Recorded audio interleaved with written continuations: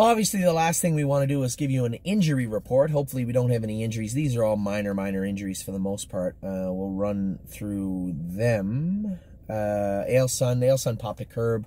This happens from time to time. Splints and curbs throughout the training season. Just to put it in perspective so you don't get too concerned, Sunshine's Finest popped 2 curbs. The curbs are the ligaments at the back of the hock. It should be flat from the back down, and there's a ligament there, and sometimes what happens is it pops out.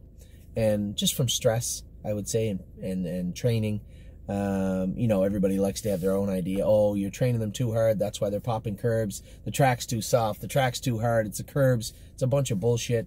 You know, the horses just, they pop curbs sometimes, not the end of the world. And once they pop them, they're popped, and you can, you know, you can deal with them in a number of ways. Easiest way I found, give them a week off. Cool that out. When it comes back down, comes back down cold. What you do then is you cryo it. A little machine, little gun, if you don't mind it, a little gun, and it has nitrogen in it, and then you actually freeze it right at the back. You'll see, if you look closely, you'll see little white dots on the back of horses sometimes, and on their suspensories when they're young, or splints. Those little white dots are nitrogen has froze that area, and called cryoing a curb. So the cryo gun will be put on Ailson probably next week. She'll miss, I told them, very light jogging to no jogging if you can until that's cooled out, and then we'll cryo it. Frontier Cruise popped one this week also. He trained today, but they'll cool it out and it'll be cryoed this week also. Anteros, you know the injury with Anteros. He probably won't be ready to start jogging for quite a while. Leg looks good now though. Probably get it ultrasounded in another 2-3 weeks and see how it's coming.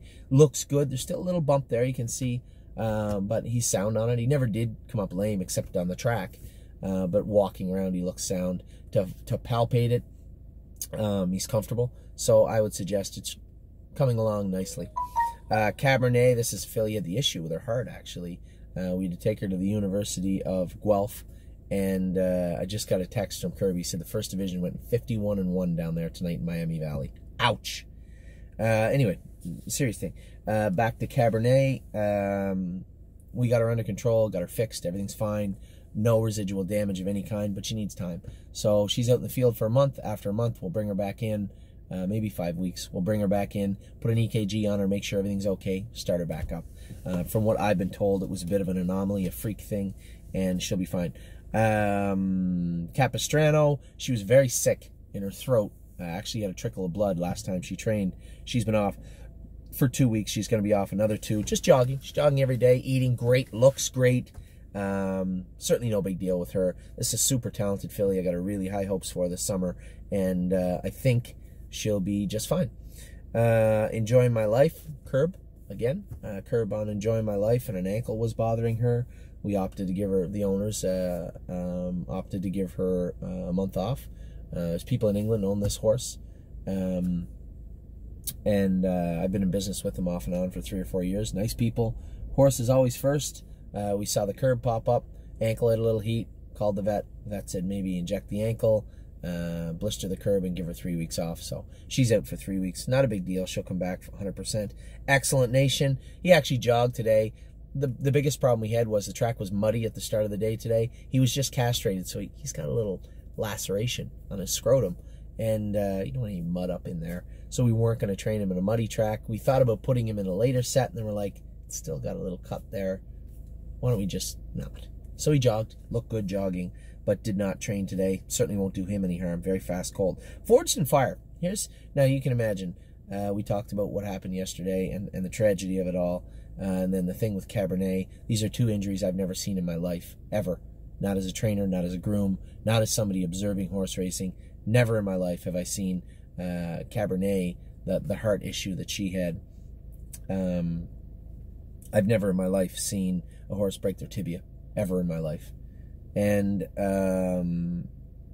Forged in Fire, the weirdest thing, he had a real issue with his throat about a week ago. He was making a noise, we had him looked at, and he had a pimple on the right side of his adenoid. I don't want to make a mistake with that, the medical term for his throat. And it was rubbing on the left side. It created an ulcer. And because of that, it caused a lot of inflammation and a lot of problems in that area. A lot of problems in that area. So We have to treat the ulcer, laser the pimple off, and he should come around. Now you can just imagine a horse being seriously injured from a pimple. Acne, a pimple. It's the most ridiculous thing I've ever heard. So, you know, they say things happen in threes, but these are three ridiculous things, and very hard to wrap my head around as a trainer. You know, we can take, you know, okay, a horse broke a bone. It happens. A foot, an ankle, a coffin bone, a sesamoid. These things happen. Suspensories happen. I'll even take Anteros' tendon, for Jesus' sake. That, as weird as it is, happens. Mischief maker, cut her leg. That happens. These things don't happen. And it's very, very difficult for me to get my head around it. Anyway, Forged in Fire appears. He seemed very, very calm and collected today. He's eating his lunch, and he looks fine. It looks like he'll be fine, but a great job by the vet and a great job by the university to make sure that we had it diagnosed properly and hopefully fixed up. Gold Watch is a horse we had for a little bit. He was too small, too immature. We gelded him. He got a splint, and he just had a number of things go wrong, just minor things. We just said, enough's enough. He was late coming in. He missed a lot of time. 2019, sayonara. So we turned him out in the field. We'll bring him back in the summer and start him back up. Just for Me and You, had a little bit of a pus pocket come out of her foot, and then she was off a little bit on the right hind, and then her knees were warm. I think she's just going through a growth spurt. So we put a good blister on her knees, hocks, and stifles, made a few little shoeing adjustments. I think she'll be just fine. I mean, if this was a mediocre horse, be like, all right, put the hobbles on her, change this, change that, get her through it, she'll be fine. This was one of our best fillies. This was a filly James said was the best filly we had, which I never endorsed, but only because, you know, we've knocked down Draga, we'd missed Mischief Maker, we had really blue chip. We had a number of super talented horses, and this is the one that James said he was going to hitch his wagon to, and she's just not 100% right now. No big deal. As I said, I think she's just going through a growth spurt, and we'll get her through it. So she didn't train this week, and these horses are far enough ahead. As long as they're jogging, they're not missing any time. So Just for Me and You had a week off. Muscle Chrome, same thing. She was down to go today. We blistered her knees, and her knees blew up. Boom, huge. This filly's not 100%. You know it, and I know it. It's not the end of the world. We talked about horses going to the sale because they need to show me a lot. This filly always shown me one thing, that she's a worker. She wants to do her work. She wants to be a winner. She wants to impress, and she works hard on the track. And she's not 100%. Her knees bother her. I think she has a little something in her right hind bothering her. All this stuff is maturity, and it's not a big deal. Quite a bit different from not being good enough or having a bad attitude. Quite a different thing here. This is a well-bred filly who's really sprouted up. For those of you that saw her when we first brought her in, she was a little bit small. In fact, she was very small at the sale. Now she's big. She's actually grown up. You know, pound for pound, probably grew more than any horse in the barn. So, pretty impressed with Muscle Chrome. 1, her attitude. 2, her work ethic. And 3, her size. She's getting big. She'll be fine. Last but not least, Pine Creek. Now, I am putting Pine Creek in the sale. Only because, as I said, she got 30 days. 30 days to get your act together. Pine Creek was picking away at her food. I didn't want her to lose any weight, so we didn't train her this week. We bought her a box of omeprazole. Omeprazole would be like, what's the stuff? Every time I eat nachos, I gotta eat it. One of the little, I can't think of it. Anyway, it's ulcer medication. And perfectly legal, and no test attributed to omeprazole.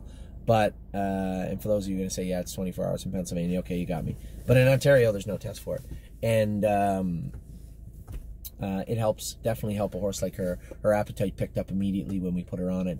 We can put some more weight on her. She's got a great attitude on the track now. She's trotting good. I think we can change her shoes around a little bit more. But she has to show more. She has to show us that she can, will, and can accomplish a lot more over the next 30 days. If she can do that, then she's safe. If she can't, she may have to go to the sale in Ohio. So that's it. We got 11 on a small little injury report. Nothing serious. Certainly not as serious as yesterday, but nothing serious to talk about. Nothing that they can't all overcome, and hopefully they will in the near future. That's it. That's our tiny little injury report. I will be back, as I said. You see, it's getting dark now. It's 8 o'clock at night. I will be back tomorrow morning. We'll run through all the babies. We got everything else done. Tomorrow we'll run through all the babies. The strengths, the weaknesses, and everything in between. Take care.